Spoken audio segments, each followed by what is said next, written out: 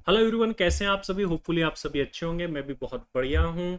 सो आज इस लेक्चर में हम देखने वाले हैं डायरेक्ट टैक्स अमेंडमेंट का पार्ट टू। जी हाँ, ये होने वाला है आपके डायरेक्ट टैक्स अमेंडमेंट का पार्ट टू।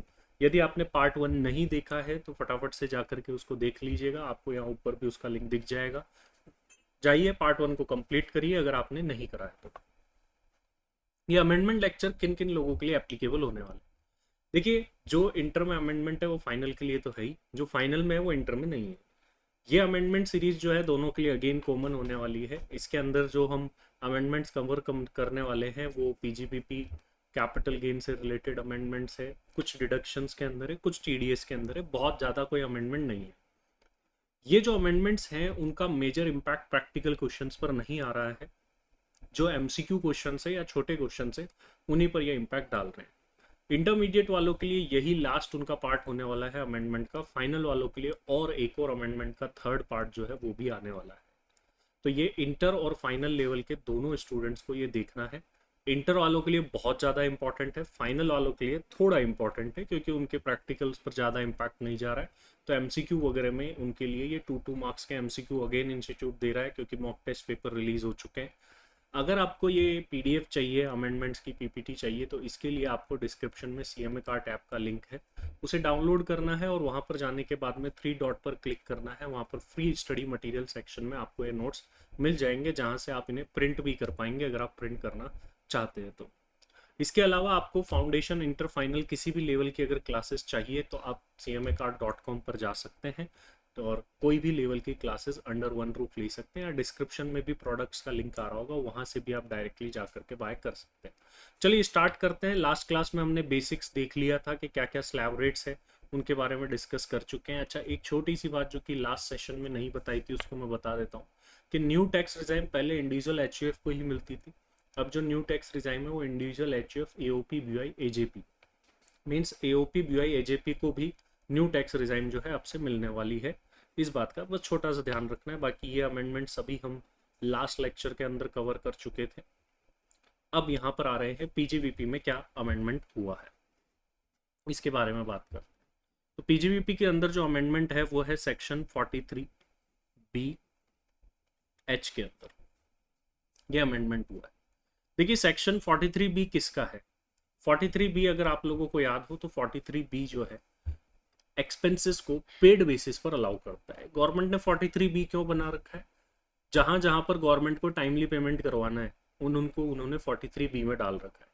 अब किसी एसएससी को अगर डिडक्शन क्लेम करनी होगी तो ऑब्वियस सी बात है, जो भी खर्चा 43 बी में है उसका वो टाइमली पेमेंट करेगा। अदरवाइज वो अपने पी&एल में खर्चे को लेस नहीं कर पाएगा और खर्चे को लेस ना करने की वजह से उसका प्रॉफिट बढ़ जाएगा, और प्रॉफिट बढ़ेगा तो ऑब्वियस सी बात है टैक्स भी बढ़ेगा ही बढ़ेगा। तो 43 बी एच में एक नई एंट्री और हो चुकी है। जो आप पहले देखते थे bonus and commission to employ, tax duty, cess वगैरह वगैरह, वो सब कुछ तो है ही है।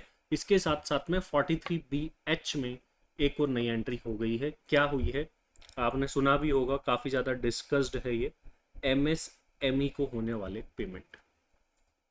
एमएसएमई पेमेंट्स के लिए यहाँ पर बोला गया है कि भाई एमएसएमई को अगर आप पेमेंट कर रहे हो, एमएसएमई में क्या सारी आ रही है, नहीं, अभी बताऊंगा मैं एक बार।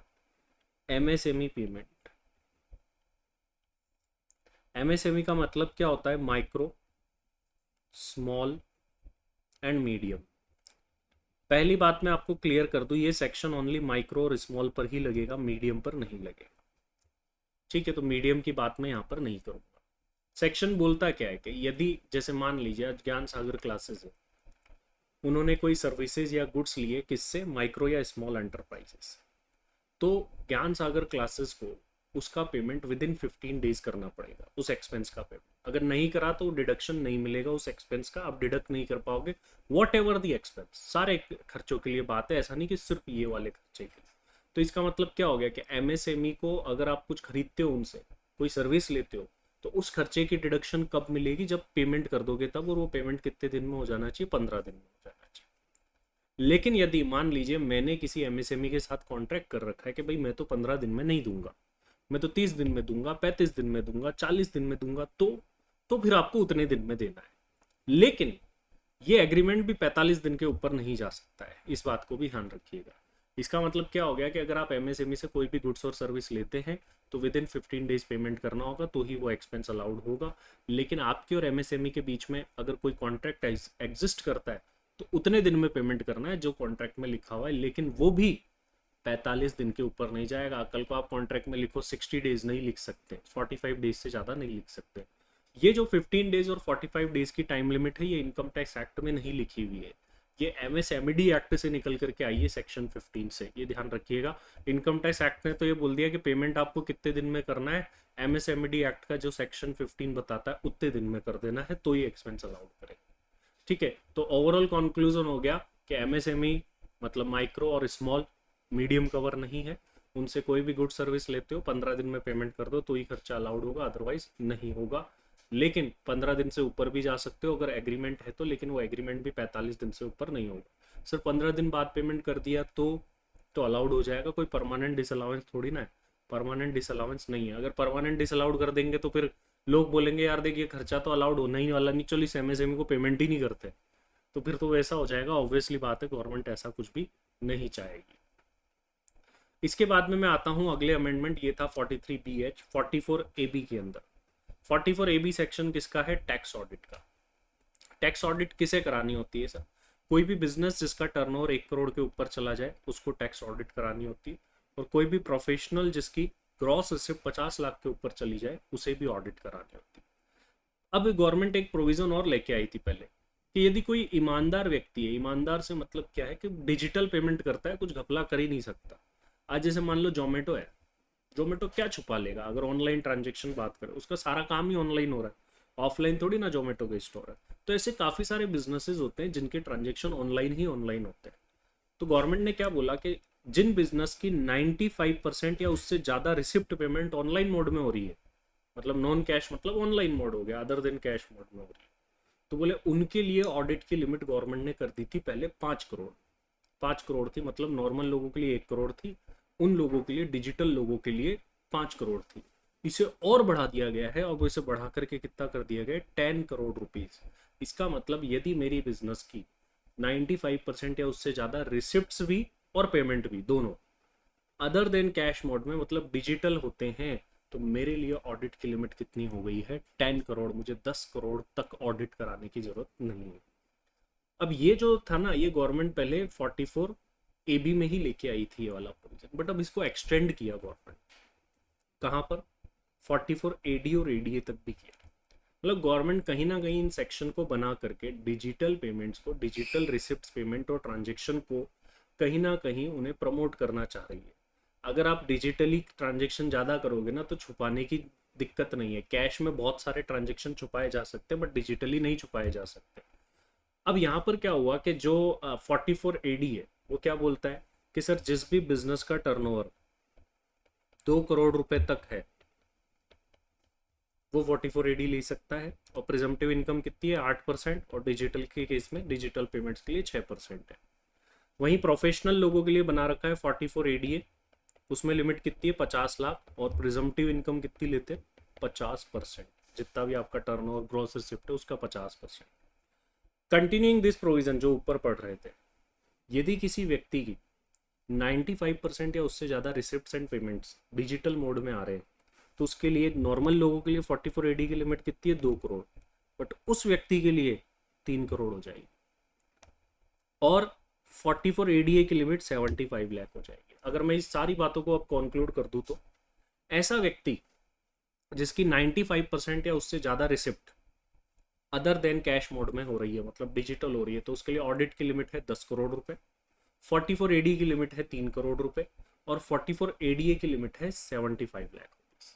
ये कॉन्क्लूसिव बात हो गई है तीनों की।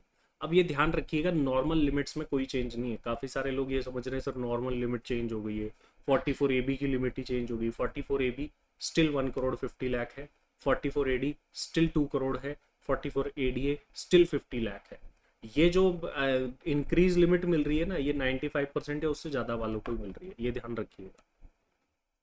अगले सेक्शंस की तरफ बढ़ते हैं। ये स्पेसिफिकली फाइनल के लिए ही इंपॉर्टेंट होने वाला है, इंटर वालों के लिए ये सेक्शन इतना इंपॉर्टेंट नहीं है, और उनके स्टडी मैट में आई थिंक होगा भी नहीं, दिया हुआ भी नहीं होगा। 44BB एंड 44BBB, ये दोनों एनआर टैक्सेशन और नॉन रेजिडेंट से रिलेटेड है। किन लोगों के लिए सेक्शंस बने हुए होते हैं? 44 डबल भी होता है ऐसा नॉन रेजिडेंट जो कि एक्सट्रैक्शन प्रोस्पेक्टिंग ऑफ मिनरल और ऑयल्स में लगा हुआ हो, मतलब वही खनिज मिनरल्स निकालने के काम में लगा हुआ, उनके लिए होता है। और 44 ट्रिपल भी फॉरेन कंपनी के लिए, सिर्फ फॉरेन कंपनी। 44 डबल बी में क्या बोला है? Non resident. इसमें सारे आ गए, individual, H F, OPBI, AJP, firm, LLP, company कुछ भी हो। लेकिन 44 ट्रिपल बी किसको मिलेगा? ओनली फॉरेन कंपनी को ही मिलेगा। और फॉरेन कंपनी को मिलेगा तो सही, लेकिन वो काम क्या करनी चाहिए? जैसे इधर मिनरल सोइल और एक्सट्रैक्शन ऑफ ऑयल्स कर रही है, तो इधर बोला गया टर्न की प्रोजेक्ट। बोले टर्न की प्रोजेक्ट क्या होता है? देखो, की टर्न करना, गेट में डाल के की टर्न करते हैं ना, उससे इसका नाम बना है टर्न की। मतलब क्या हो गया कि कुछ लोग ऐसे हैं कि आज मान लो मुझे कोई प्लांट खोलना है, ठीक है, मुझे पेन बनाने का प्लांट खोलना है, एक कंपनी को मैंने हायर करा, बोले मेरे को तो पेन बनाने का प्लांट खोल के दे दो। सारी मशीन वो लगाएगी, सारा काम अंदर का वो करेगी, मुझे तो जाके चाबी घुमानी है, टर्न की करना है। तो ऐसे जो काम होते हैं उनको टर्न की प्रोजेक्ट बोलते हैं, जिसमें एक कंपनी आपका सारा सेटअप करके दे देगी, आपको तो बस लॉक में की लगानी है और खोलना है और अपना प्रोडक्शन चालू करना है। इनको बोलते हैं टर्न की। इसमें प्रिजम्पटिव इनकम कई सेक्शन है, इधर भी 10%, इधर भी 10%, बट हम तो अमेंडमेंट की बात कर रहे हैं। अमेंडमेंट क्या है उस पर बात करते हैं। फाइनेंस एक्ट 2023 से अमेंडमेंट किया गया। क्या किया गया कि जो लोग इन सेक्शंस को ले रहे हैं 44 डबल बी और ट्रिपल बी को, उनके लिए क्या बोला गया? No set off unabsorb depreciation and brought forward losses shall be allowed. मतलब ये हो गया कि ये लोग अनएब्जॉर्ब डेप्रिसिएशन का और ब्रॉड फॉरवर्ड लॉसेस का, अब point to be noted, no set off unabsorbed depreciation and brought forward. Brought forward मतलब पिछले साल का कोई लॉस आप इस साल लेके आ रहे हो, अनएब्जॉर्ब डेप्रिसिएशन भी पिछले साल का बचा हुआ डेप्रिसिएशन आप इस साल लेके आ रहे हो, वो सेट ऑफ नहीं कर पाओगे। इस करंट ईयर का अगर कोई लॉस वगैरह हुआ वो तो तुम एडजस्ट कर ही सकते हो। मतलब कॉन्क्लूसिव बात क्या हो गई? जो असेसी 44 डबल बी और 44 ट्रिपल बी को लेते हैं उनके लिए ये प्रोविजन बना दिया गया है कि वो पिछले साल के ब्रॉड फॉरवर्ड लॉस और अनएब्जॉर्ब डेप्रिसिएशन, इन दोनों को सेट ऑफ कैरी फॉरवर्ड नहीं कर पाएंगे। अगर इन सेक्शंस को लेना है तो ये आपको करना पड़ेगा। ये थे हमारे अमेंडमेंट पीजीबीपी से रिलेटेड, बहुत ही आसान आसान से छोटे छोटे से अमेंडमेंट। अब ऐसा ही एक छोटा सा अमेंडमेंट आया है कैपिटल गेन हेड के अंदर। कैपिटल गेन में क्या अमेंडमेंट आया है? देखो, एक तो इंडेक्स नंबर चेंज हो गया, वो आप जानते होंगे, 348 हो चुका है, वो तो एक बेसिक अमेंडमेंट है, ये तो आपको पता ही होगा। अब दूसरी बात क्या है? सेक्शन 54 और 54F। 54 किस बात की एग्जम्पशन देता था कि सर रेसिडेंशियल हाउस प्रॉपर्टी के बदले में, रेसिडेंशियल हाउस प्रॉपर्टी खरीदने पर सेक्शन 54 में एग्जम्पशन मिल जाती थी जितने की नई प्रॉपर्टी खरीदी। 54F क्या बोलता था? रेजिडेंशियल हाउस प्रॉपर्टी के अलावा कुछ भी बेचो, ठीक है, अदर असेट बेचो, और खरीदनी क्या होती थी? Residential house property. ये था, घर बेच के घर खरीदोगे 54F, घर के अलावा कुछ भी बेच के घर खरीदोगे तो 54F में मिलता था, और 54 में घर के बदले घर मिला करता था। आज तक इन सेक्शन में कोई मैक्सिमम कैप नहीं थी, मतलब 10 करोड़ की बिल्डिंग लो, 20 करोड़ की लो, 30 करोड़ की लो, जितने की भी नई असेट लोगे ना उतने की एग्जम्पशन मिल जाया करती थी, मॉनेटरी कैपिंग नहीं थी। बट यहाँ पर अब मॉनेटरी कैपिंग कर दी, बोला इन दोनों सेक्शंस के अंदर आपको 10 करोड़ रुपए से ज़्यादा की एग्जम्पशन नहीं मिल सकती। इसका मतलब क्या हुआ कि सेक्शन 54, 54F के अंदर कैपिंग हो गई है, और आप 10 करोड़ रुपीज से ज़्यादा की एग्जम्पशन नहीं ले पाएंगे इन दो सेक्शंस के अंदर, 54 एंड 54F के अंदर। This is the maximum exemption. बस एमसीक्यू में भी आएगा, प्रैक्टिकल में भी आएगा, दोनों पॉइंट ऑफ व्यू से इंपॉर्टेंट है ये, दोनों पॉइंट ऑफ व्यू से इंपॉर्टेंट है। नेक्स्ट आगे बढ़ते हैं इसी कड़ी में। अब मैं जा रहा हूं डिडक्शंस की तरफ। आपने पढ़े होंगे section 80 CCD, national pension scheme, उसमें सीसीडी 1 आता है, सीसीडी 1 भी आता है, एडिशनल 50,000 का डिडक्शन, और 80 सीसीडी 2 आता है, एम्प्लॉयर के कंट्रीब्यूशन की डिडक्शन। अब उसी कड़ी में एक और सेक्शन एड ऑन हो गया है, 80 CCH। सीसीडी के बाद ई आता है और फिर एच जोड़ा गया है। एच किन के लिए? आपको पता होगा थोड़े समय पहले इंडिया में एक अग्निपथ स्कीम आई है, उनके लिए ये। A new deduction under section 80 CCH has been introduced, which provide deduction to individual enrolled in Agnipath scheme. The deduction shall be equal to the amount of contribution made to the Agniveer Corpus Fund. This deduction shall also be available under the new tax regime. इसका मतलब क्या है, Agnipath scheme में कोई भी individual जो कि Agnipath scheme में रजिस्टर्ड है, कौन होगा, वो जो नए लोग लग रहे हैं, सैनिक लग रहे हैं आजकल, वो अग्निपथ स्कीम में रजिस्टर्ड होते हैं।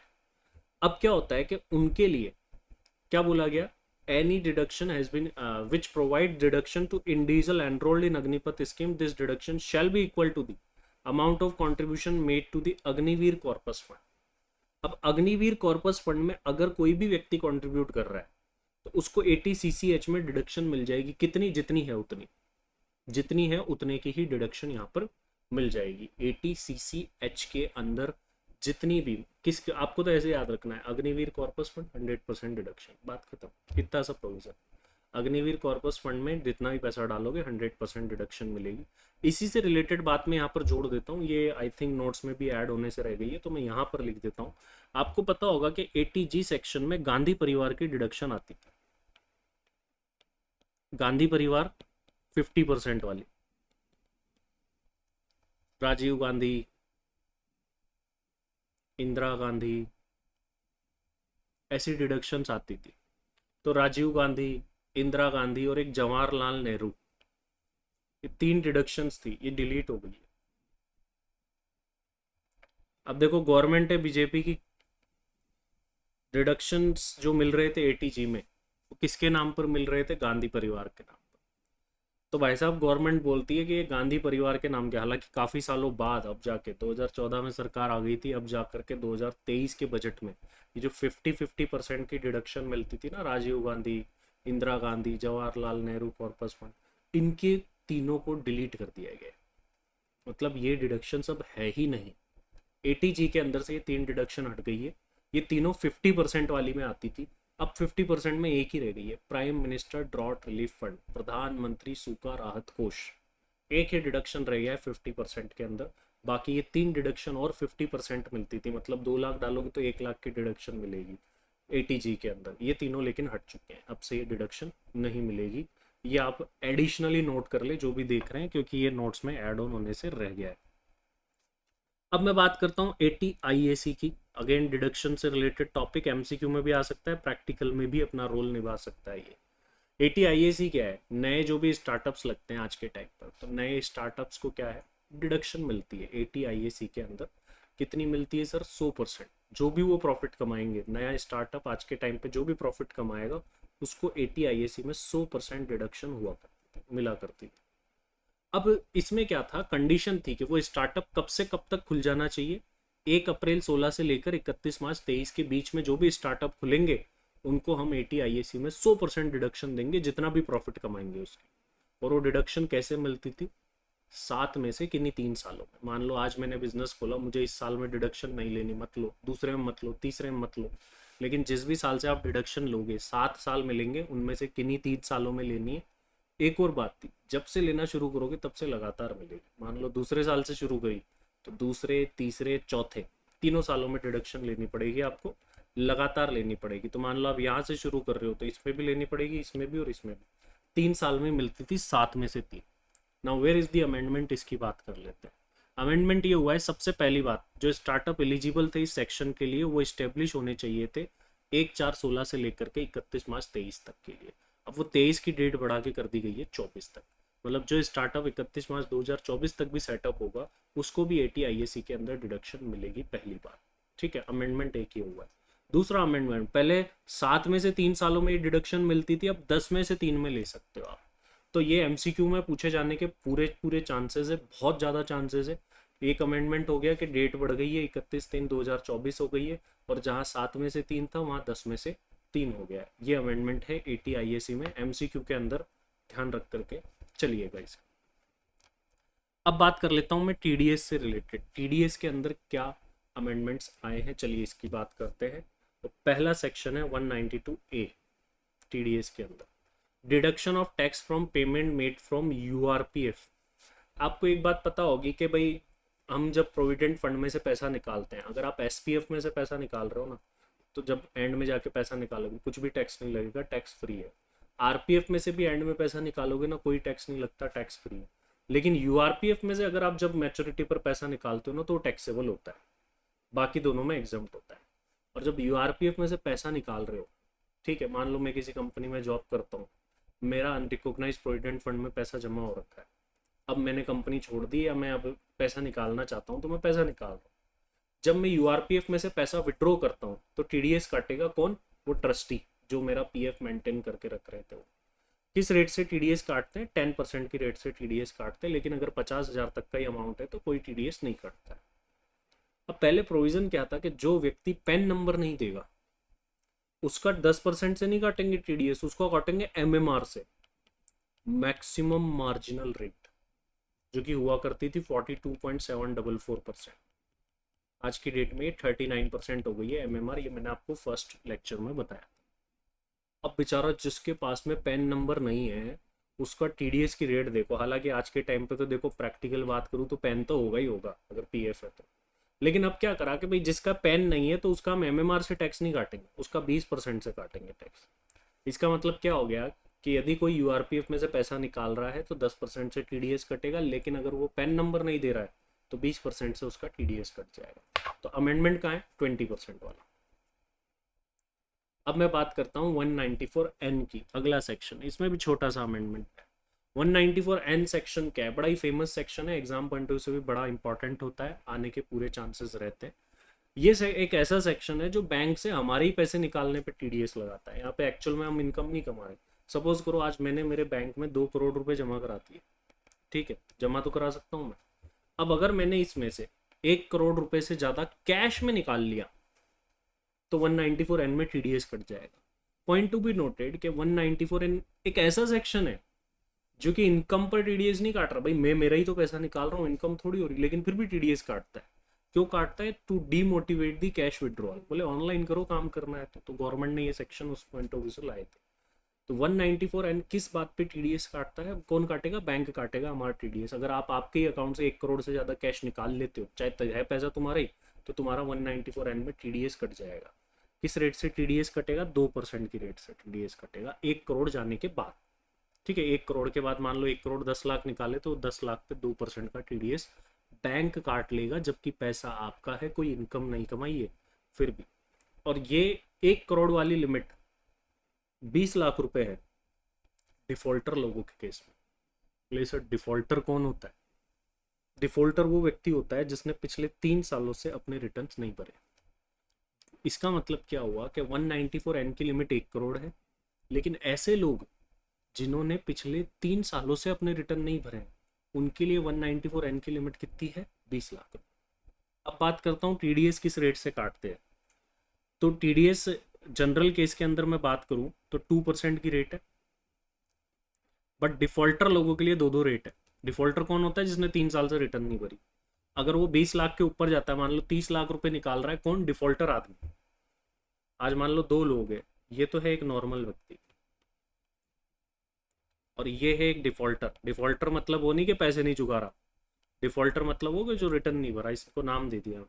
नॉर्मल व्यक्ति आज 30 लाख रुपए निकाले, 194N में कितना टीडीएस कटेगा? तो कुछ नहीं सर, नो टीडीएस, क्योंकि 1 करोड़ तक कटता ही। बट डिफॉल्टर आदमी आज 30 लाख रुपए निकाल लेना तो उसका 10 लाख पे टीडीएस कट जाएगा, 20 से ऊपर जितना भी गए। कितना कट जाएगा? 2%। और अगर ये डिफॉल्टर आदमी 1 करोड़ के ऊपर चला जाए, नॉर्मल आदमी पे तो लगता ही 1 के बाद है, इस पे 20 के ऊपर से ही लगने लग जाता है। और अगर 1 करोड़ के ऊपर से निकाल रहा है डिफॉल्टर आदमी, 1 करोड़ 20 लाख रुपए निकाल लेता है, तो ये जो ऊपर के 20 लाख है ना, इस पे 5% का टीडीएस कटेगा। ओवरऑल बात कर लेता हूँ, देखो नॉर्मल लोगों पर 1 करोड़ से ऊपर 2% है, डिफॉल्टर लोगों पर 20 लाख से 1 करोड़ तक 2% है, 1 करोड़ से ऊपर 5% है। अब सर अमेंडमेंट कहाँ आया? ये तो पूरा सेक्शन बता दिया। अमेंडमेंट क्या आया है कि जो कोऑपरेटिव सोसाइटीज होती है ना,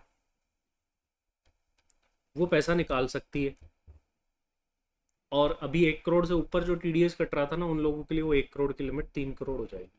तो पहली बात, ये सबके लिए अमेंडमेंट नहीं है। 194N में अमेंडमेंट क्या आया है कि कोऑपरेटिव सोसाइटीज के केस में 1 करोड़ वाली लिमिट 3 करोड़ हो जाएगी। इसका मतलब सर कोऑपरेटिव सोसाइटी 2 करोड़ रुपए कैश में निकाल रही है तो कोई टीडीएस नहीं कटेगा 194N में। 3 तक भी नहीं कटेगा, लेकिन 3 से ऊपर जाओगे तो टीडीएस कटेगा 194N के अंदर। ये था अपना अमेंडमेंट कि 1 करोड़ वाली लिमिट 3 करोड़ हो गई है कोऑपरेटिव सोसाइटीज के लिए। अब अप्रोक्सीमेट हम एंड में आ गए हैं, छोटे मोटे 1-2 अमेंडमेंट बचे हैं। अब AMT के अंदर अमेंडमेंट, अल्टरनेट मिनिमम टैक्स के अंदर अमेंडमेंट क्या बोल रहा है, इसमें एक नया सेक्शन आया है 115BAE, रिड्यूस टैक्स रेट लगा रहा है ये 15% प्लस सरचार्ज उसके ऊपर 10% और सेस।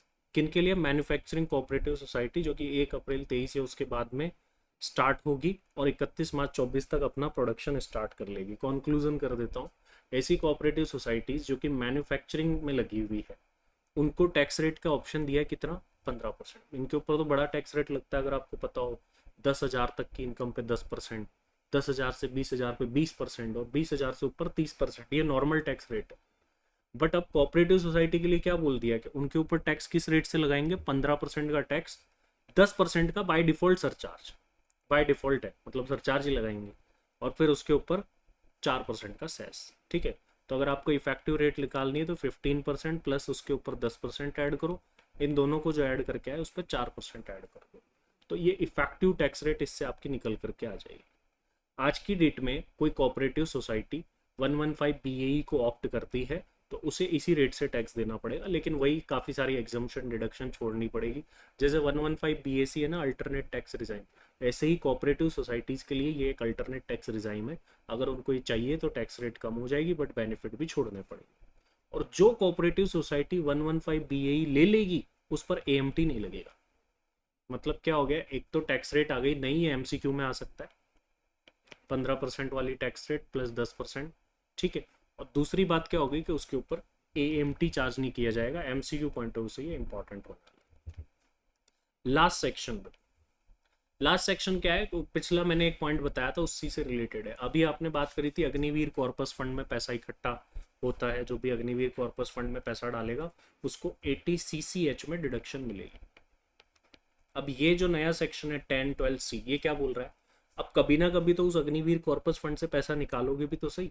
बोले जब निकालोगे तो टैक्स फ्री होगा, कोई भी टैक्स नहीं लगेगा। तो प्रोविजन क्या बन गया, amount withdrawn from Agniveer corpus fund will not be taxable. ठीक है, ये MCQ में आ सकता है, एग्जाम्प्ट होगा। तो ये लिखा हुआ है, receipt from Agniveer corpus fund by a person enrolled under Agnipath scheme shall be exempt. कौन एनरोल होगा, वही जो आर्मी में जाते हैं नए, उनका पैसा जमा होगा, वो निकालेंगे तो वो एग्जाम्प्ट हो जाएगा। तो ये थे आपके सारे के सारे अमेंडमेंट्स। इसके बाद में एक और अमेंडमेंट वीडियो आएगी, बट वो अमेंडमेंट वीडियो जो है सिर्फ और सिर्फ फाइनल वालों के लिए होगी, इंटर वालों के लिए वो अमेंडमेंट एप्लीकेबल नहीं होंगे। इंटर के लिए इतना ही अमेंडमेंट है जितना आपने पार्ट 1 और पार्ट 2 में देख लिया है। मेजर अमेंडमेंट जो है वो इसमें MCQ से है, और पिछली क्लास में जो मैंने बताया बेसिक्स में, वो प्रैक्टिकल क्वेश्चंस पर भी जो है आपका इम्पैक्ट डालते हैं। यहाँ पर प्रैक्टिकल पर इम्पैक्ट डालने वाला एक ही अमेंडमेंट है, वो है कैपिटल गेन में 10 करोड़, कि जब आप 54 या 54F की एग्जम्पशन दोगे तो उसमें 10 करोड़ से ज़्यादा नहीं देनी है आपको एग्जम्पशन, बस यही है और कुछ भी नहीं है। तो थैंक यू वेरी मच। अगर आपको ये नोट्स चाहिए तो CMA कार्ट ऐप को डाउनलोड करके वहाँ पर देख सकते हैं। Thank you very much.